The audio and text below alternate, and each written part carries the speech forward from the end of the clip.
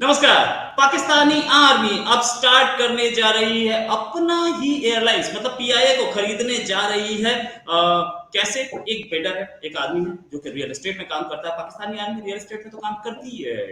जैसे डीएचए क्या है, तो वो उन्हीं का एक आर्मी, उन्हीं का एक रिटायर्ड फॉर्मर आर्मी ऑफिसर, वो है एक प्रॉपर्टी डीलर या प्रॉपर्टी को प्रॉपर्टी का रियल एस्टेट डेवलपर बोलते हैं आजकल, थोड़ा सा नए वर्ड आ गए ना प्रॉपर्टी डीलर के लिए। वो रियल एस्टेट डेवलपर हैं और उन्होंने बिड किया है कि हम इस पीआई को खरीदेंगे।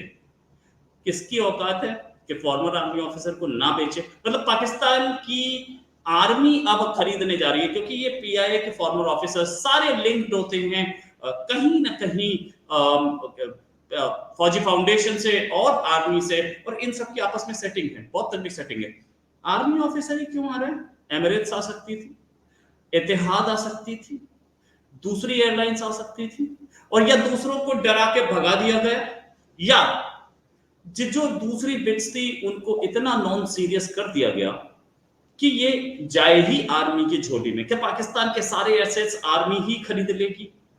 ये फौजी फाउंडेशन नहीं खरीद रहा है, ये पाकिस्तानी आर्मी के रिटायर्ड ऑफिसर खरीद रहे हैं, जो कि जिन्होंने शायद रियल एस्टेट से पैसा कमाया, जैसे डीएफ में बनते मकान वैसे ही। तो अब इसी पर बात करने के लिए हमारे साथ शिवम चौधरी। शिवम जी, बहुत बहुत स्वागत है आपका हमारे शो में। शिवम जी, क्या सिचुएशन, क्या पाकिस्तानी आर्मी अब खरीदने जा रही है पीआईए को? जी। रोहित जी, सभी दर्शकों को राम राम। बिल्कुल आपने सही कहा कि जो जिस तरीके से पूरा का पूरा देखिए, आप मतलब थोड़े मुझे अचंभित से लगे, भैया पीआईए को पाकिस्तानी आर्मी खरीद रही है। अरे, कहावत है ना, every nation has a army but in Pakistan it's a rare case where army has a nation. तो भैया सब उन्हीं का है, उन्हीं का परिवार, मतलब आर्मी का ही है, फौजी फाउंडेशन का ही है। बस थोड़े से हाथ चेंज हो रहे हैं, इससे ज्यादा कुछ नहीं है। दरअसल पीआईए, मुझे लग रहा है कि शायद एशिया में एयर इंडिया के बाद सबसे ज्यादा प्रमुख एयरलाइन हुआ करती थी, आज से कम 50 साल पहले। जिस तरीके से पाकिस्तान में वो शुरू हुई थी, पीआईए ही थी जिसने एमिरेट्स को, एक तरीके से एमिरेट्स के जितने पायलट वगैरह थे उन्हें ट्रेन किया था।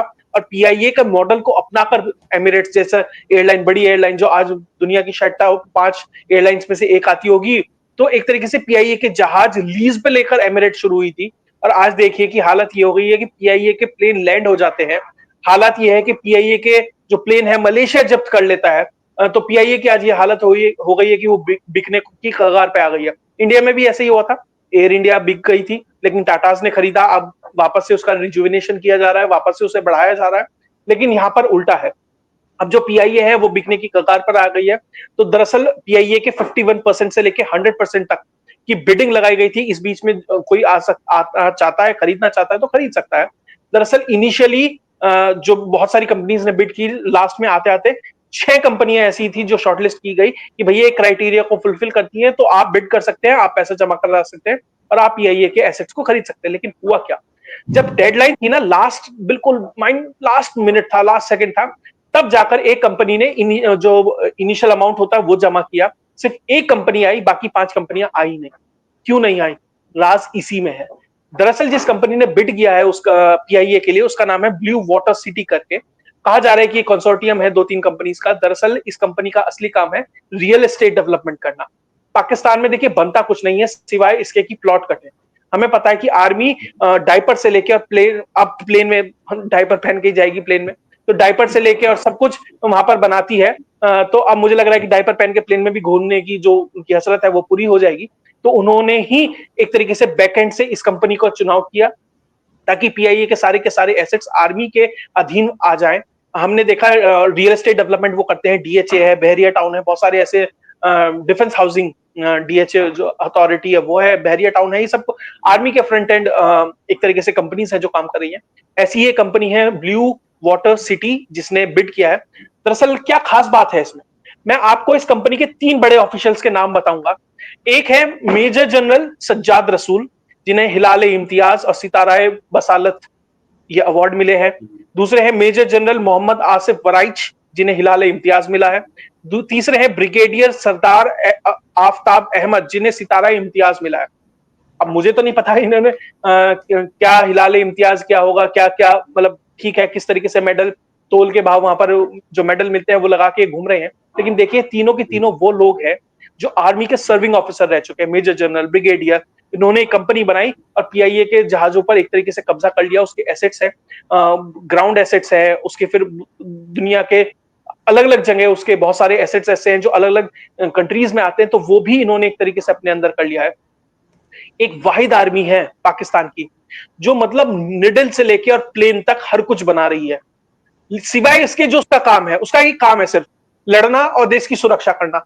उसके अलावा वो सारे काम कर रही है जो उसे नहीं करने चाहिए।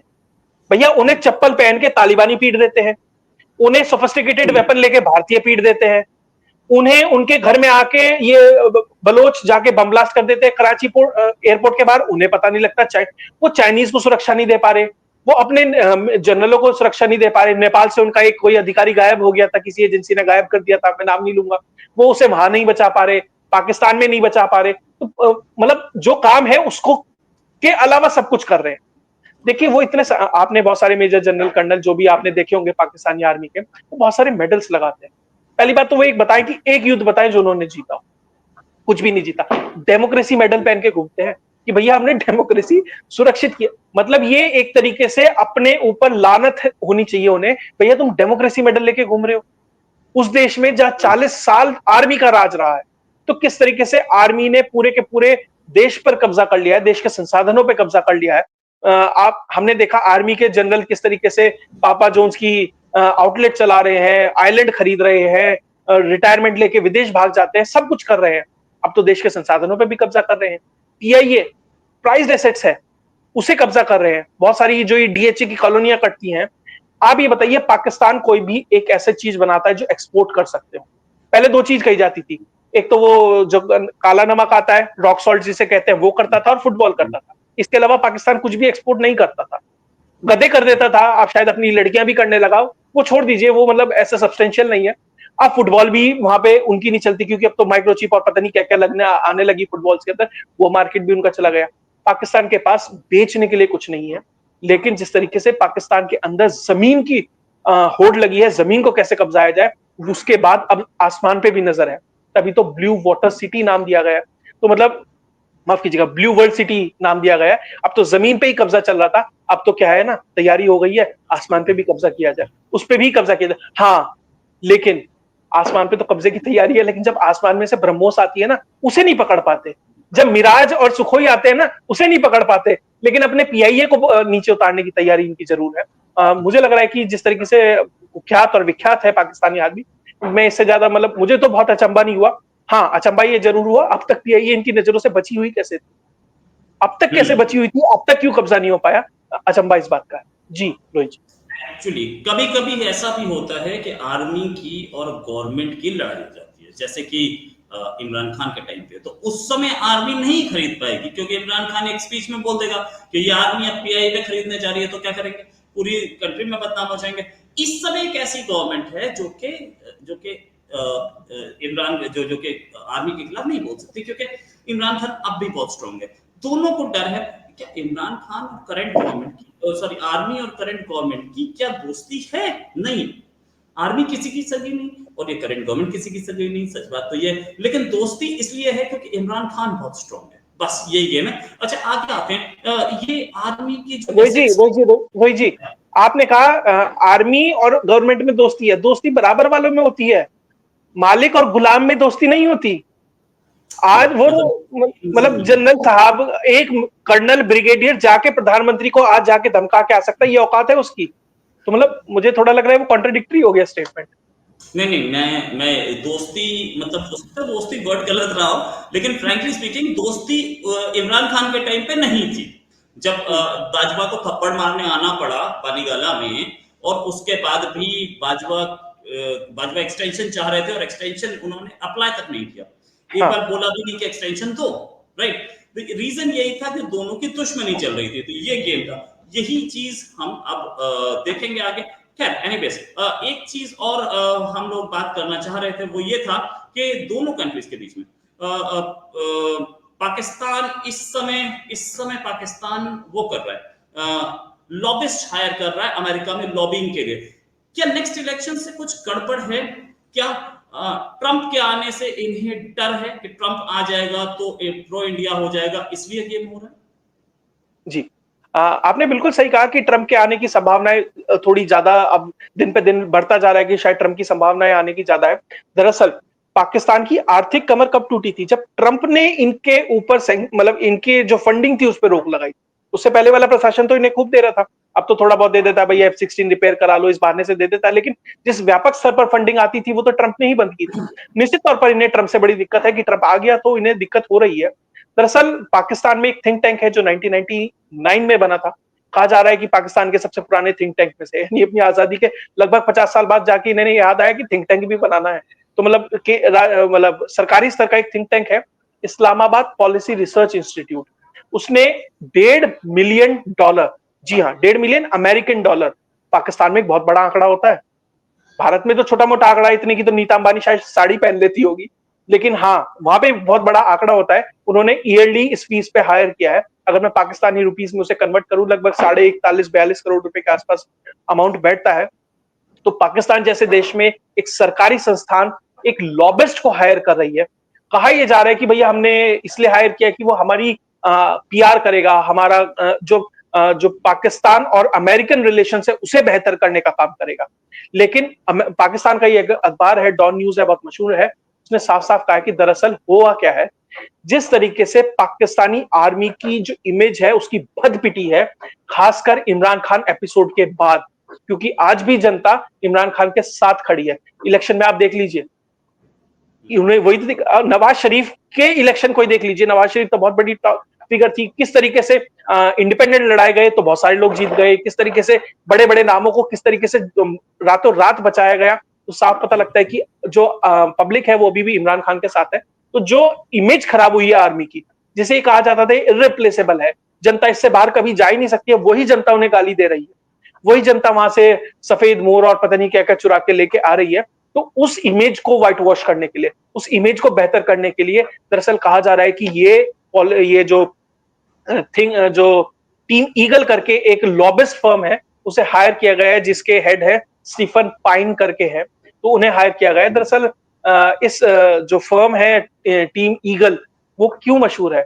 उसने पीआर हैंडल किया है मुशर्रफ का, उसी ने पीआर हैंडल किया है इमरान खान का जनवरी के आसपास, और अभी उसे पाकिस्तानी आर्मी पैसा दे रही है कि भैया तुम मेरा भी पीआर हैंडल करो।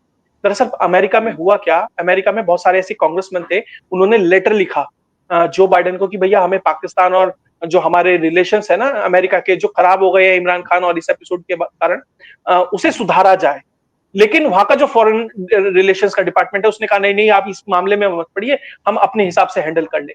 तो एक पैराडॉक्स क्रिएट हो गया है इमरान खान जैसे लोगों के लिए कि भैया, इमरान खान ने क्या कहा था? इमरान खान ने कहा था कि फॉरेन इंटरवेंशन हुआ है मुझे हटाने के लिए। एक वो साइफर वो एसएसएस लहरा रहे थे, लेकिन किसी को पता नहीं लगा आज तक क्या था।